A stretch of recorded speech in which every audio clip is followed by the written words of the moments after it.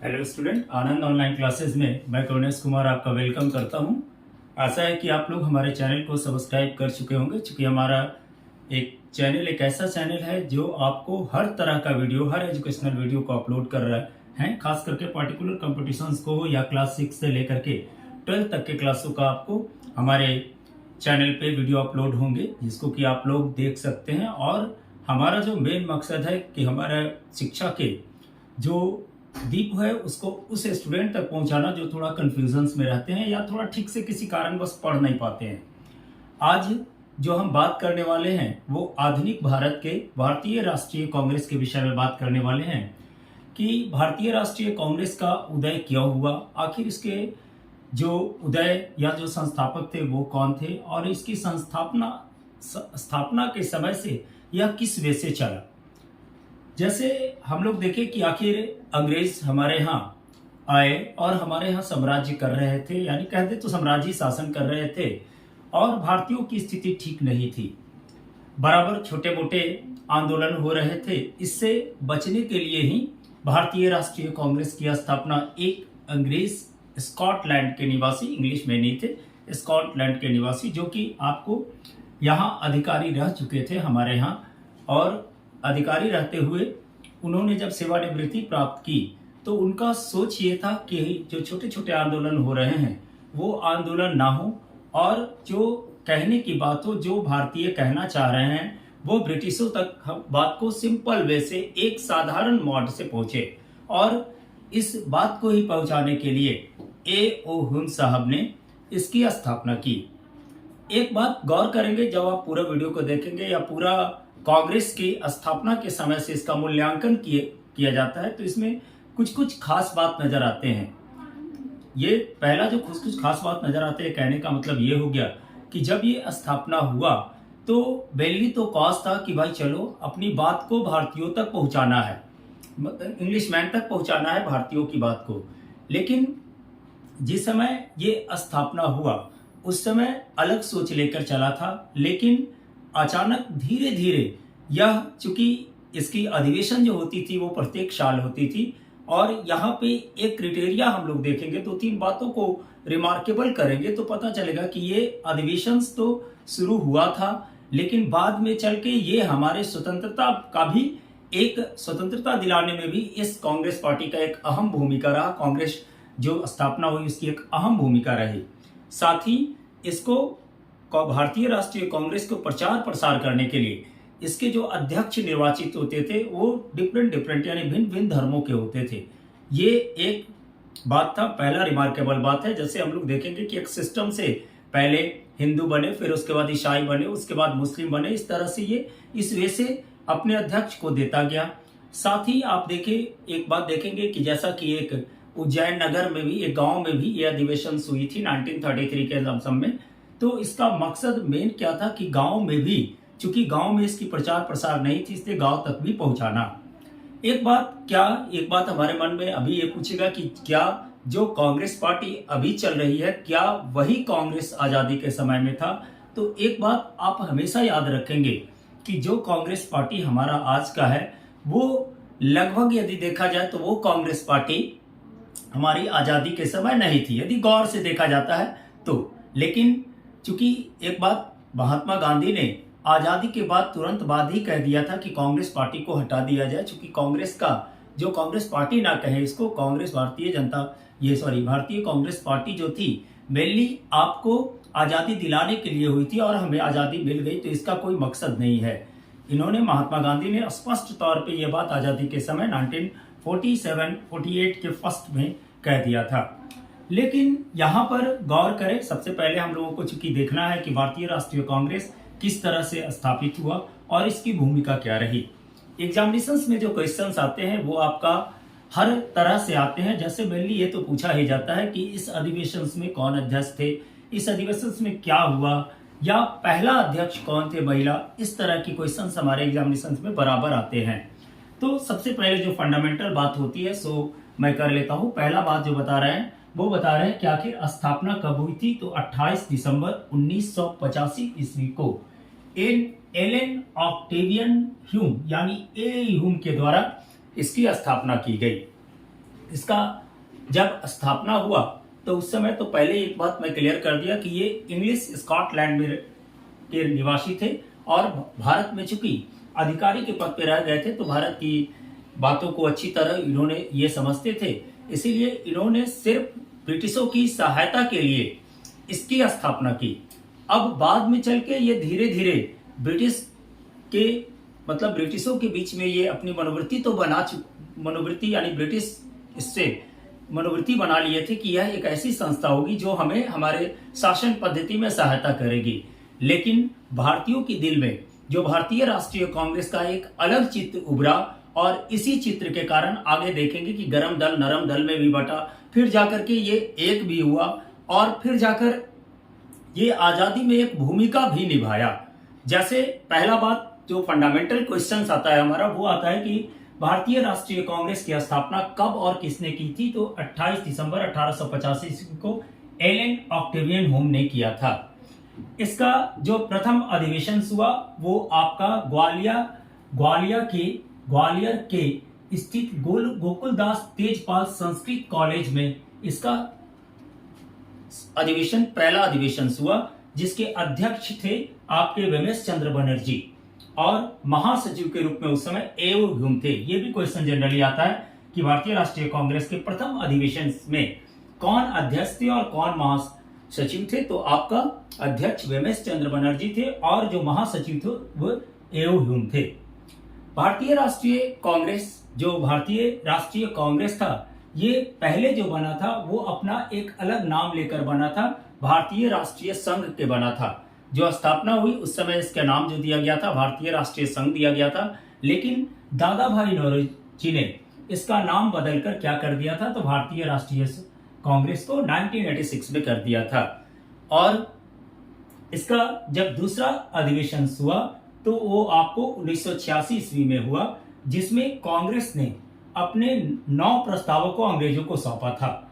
और इसका दूसरा अधिवेशन जो हुआ कलकत्ता में हुआ, जिसमें 450 प्रतिनिधि आए थे और पहले अधिवेशन में सिर्फ 72 प्रतिनिधि आए थे, जिसके कारण आपको उस समय जो गवर्नर था लॉर्ड डफरिन था, उसने सूक्ष्मदर्शी अल्पसंख्यकों की संस्था इसको कहा था। सूक्ष्मदर्शी अल्पसंख्यकों की संस्था कहने का कारण क्या था, तो चूंकि जिस समय कांग्रेस स्थापित हुआ उस समय सिर्फ 72 प्रतिनिधि आए, यानी इतनी कम प्रतिनिधियों के आने के कारण इसको जो डफरिन ने कहा था कि यह अल्पसंख्यकों की संस्था है। ठीक है, ये भी बराबर क्वेश्चन आता है कि डफरिन ने क्या कहा था इसके विषय में जिस समय ये स्थापित हुआ। उसके बाद देखेंगे कि आखिर कांग्रेस का यदि बात किया जाए कि एक लाइन में बताइए कि कांग्रेस की स्थापना क्यों हुई थी, तो कह सकते हैं कि विभिन्न भागों के नेताओं को एकजुट करना एवं धर्म एवं क्षेत्र की भिन्नता को दूर करना। क्योंकि उस समय धर्म और क्षेत्र की लड़ाई बहुत ज्यादा हो रही थी, इसलिए एओ ह्यूम तो किए थे अंग्रेजों की सहायता के लिए, लेकिन ये बाद में चल करके ये क्या हो गया, तो भारतीय इतिहास में आजादी दिलाने में एक अहम भूमिका निभाया। इसका जो कांग्रेस का दूसरा अधिवेशन कहाँ हुआ था, जनरली याद रखिएगा 4-5 अधिवेशन को याद रखते हैं हम लोग, जो इंपॉर्टेंट अधिवेशन है वो कलकत्ता में हुआ था और इसके दादा भाई नौरोजी इसके क्या थे, तो अध्यक्ष थे।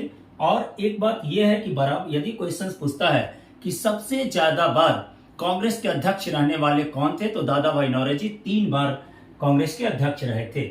उसके बाद आपका फिर 1887 ईस्वी को इसका तृतीय अधिवेशन हुआ था, जिसमें 1887 को तृतीय अधिवेशन हुआ, जिसमें एक मुस्लिम अध्यक्ष बनाया गया था, तैयब जी, बदरुद्दीन तैयब, यानी प्रथम मुस्लिम अध्यक्ष बनने वाले आपका 1887 ईस्वी के अधिवेशन थे, जिसमें कब बनाया गया, कहाँ बनाया गया, तो मद्रास में बनाया गया था। उसके बाद प्रथम अंग्रेज अध्यक्ष को बनाया गया आपको जॉर्ज थूले को इलाहाबाद में 1888 ईस्वी को। एक बात आप गौर करेंगे तो देखे होंगे कि पहला जो अध्यक्ष बने वो पंडित थे, दूसरा अध्यक्ष बने वो पारसी थे, तीसरा अध्यक्ष बने वो आपका मुस्लिम थे, चौथा अध्यक्ष बने वो क्या थे, तो आपका इंग्लिशमैन थे। यानी ये जो अध्यक्ष का सिलसिला चल रहा था कांग्रेस का, वो एक धर्म से हटकर था। यानी लोगों के मन में ये बैठाने की बात थी उस समय कि कांग्रेस जो पार्टी बनी है, कांग्रेस दल जो बना है, भारतीय राष्ट्रीय कांग्रेस की जो स्थापना हुई है, वो सभी धर्मों सभी वर्गों के बीच की पार्टी है। यही कारण था कि ये जो पार्टी के अध्यक्ष जो निर्वाचित होते थे वो डिफरेंट धर्म के भिन्न धर्मों के होते थे। इसके बाद आपका 1905 ईस्वी में, जैसे कह सकते हैं कि 1885 से 1905 ईस्वी तक कांग्रेस का जो दौर था वो नरम दल का दौर था, या कह दें कि अंग्रेजों की सहायता के रूप में काम कर रहा था।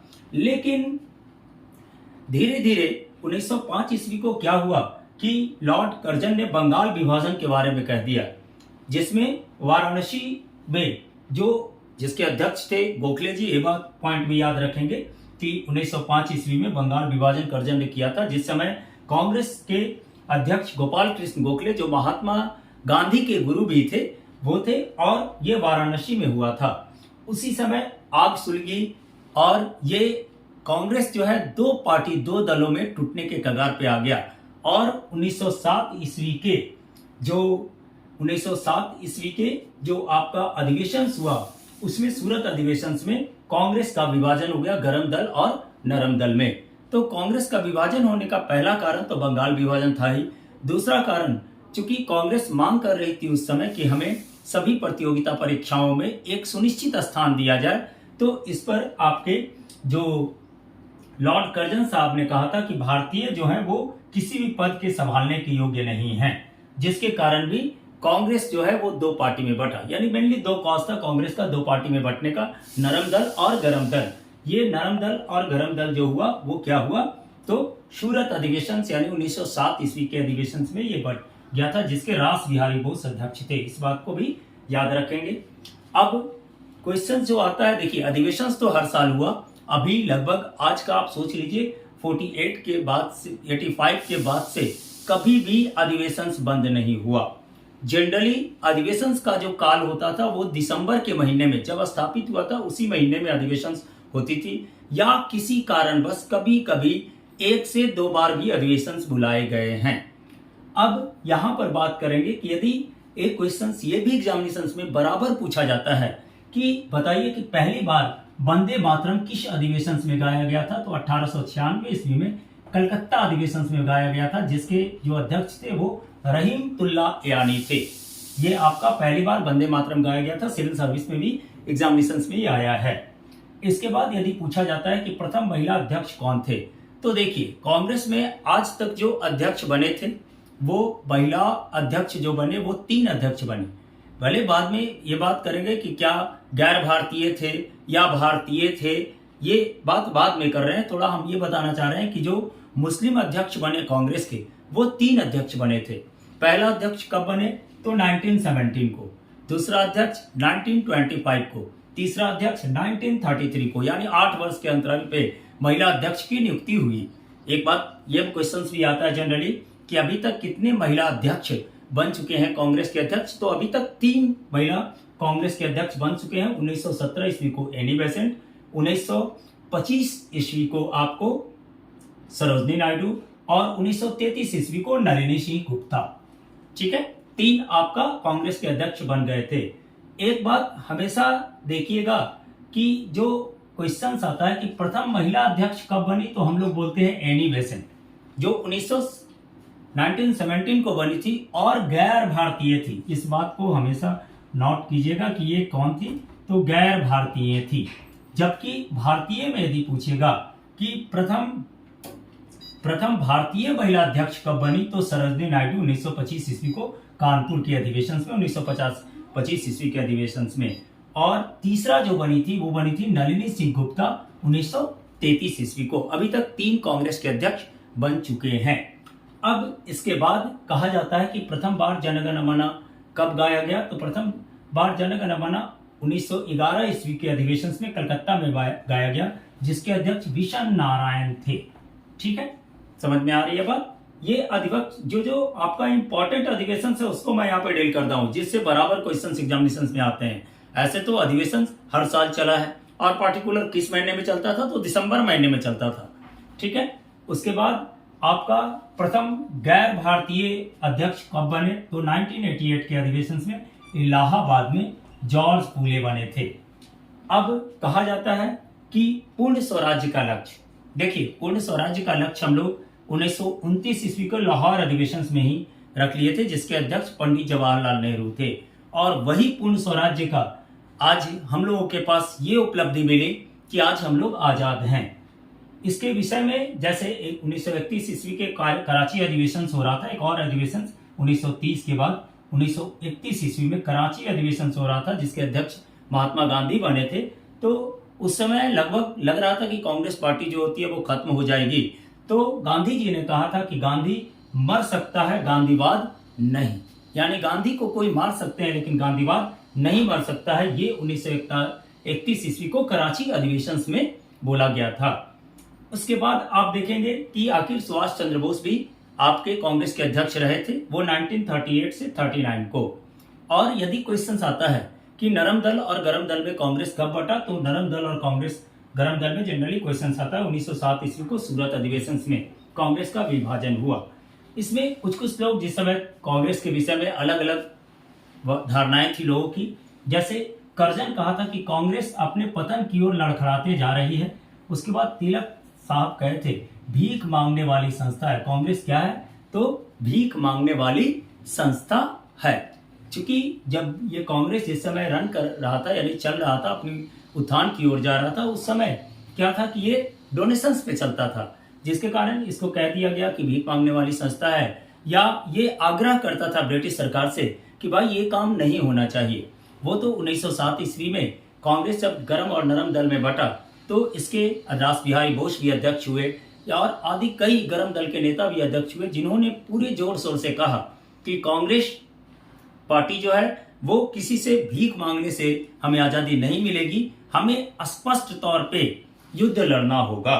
एक बात यहाँ पर और आप लोग को बता देना हम जरूरी समझेंगे कि चूंकि आजादी के समय ही गांधी जी को ऐसा आभास हो गया था कि कांग्रेस पार्टी जो है उसको अब समाप्त कर देना चाहिए। धीरे धीरे लोगों का कांग्रेस के प्रति इतनी जटिलताएं हो गई थी, कांग्रेस के प्रति इतनी लोग इमोशंस पाल लिए थे कि कांग्रेस पार्टी आजादी के बाद खत्म नहीं हो सकी। और आज जब आप देख रहे हैं कि आज किस स्टेज पे, यदि कहा जाए कि भारतीय राष्ट्रीय कांग्रेस जो स्थापना किया गया था वो आज किस स्टेज पे पहुंच गया है, वो तो सब लोग देख ही रहे हैं। आशा करेंगे कि हमारे चैनल को सब्सक्राइब जरूर कीजिएगा, क्योंकि हम जो इसमें डील किए हैं वो सब बात डील किए हैं। एक बात और, एक क्वेश्चन थोड़ा सा मिस कर रहे थे, इसको भी याद रखिएगा। हमेशा एग्जाम में आता है कि स्वतंत्रता प्राप्ति के समय हमारे अध्यक्ष कौन थे, तो जीवी कृपलानी थे। और उसके बाद जीवी कृपलानी ने आज़ादी के तुरंत बाद 48 को ही दिसंबर 48 को जनवरी के लमसम में उन्होंने रिजाइनेशन दे दिया था। और उसके बाद आपके राजेंद्र प्रसाद कांग्रेस के अध्यक्ष बने थे। यहीं से आपका भारतीय राष्ट्रीय कांग्रेस का सभी एग्जामिनेशन में जितना भी क्वेश्चन आता था उसको मैं शॉर्टेज करके आपको दे दिया हूँ। आशा करता हूँ कि आपको बिल्कुल हमारा वीडियो बार बार देखेंगे आपको समझ में आएगा। और हमारे चैनल को सब्सक्राइब कीजिए, क्योंकि आपका इतिहास सेक्शंस पहले हम लेके चल रहे हैं, इसके बाद ज्योग्राफी लेकर चलेंगे। आप हमारे वीडियो को बार बार देखें और इसमें जो भी इंपॉर्टेंट पॉइंट है उसको नोट करें, इसको स्क्रीनशॉट ले लीजिएगा आप लोग, और इसमें जो जो इंपॉर्टेंट पॉइंट लिखे हैं उसको कॉपी में नोट कर लेंगे। चलिए, धन्यवाद।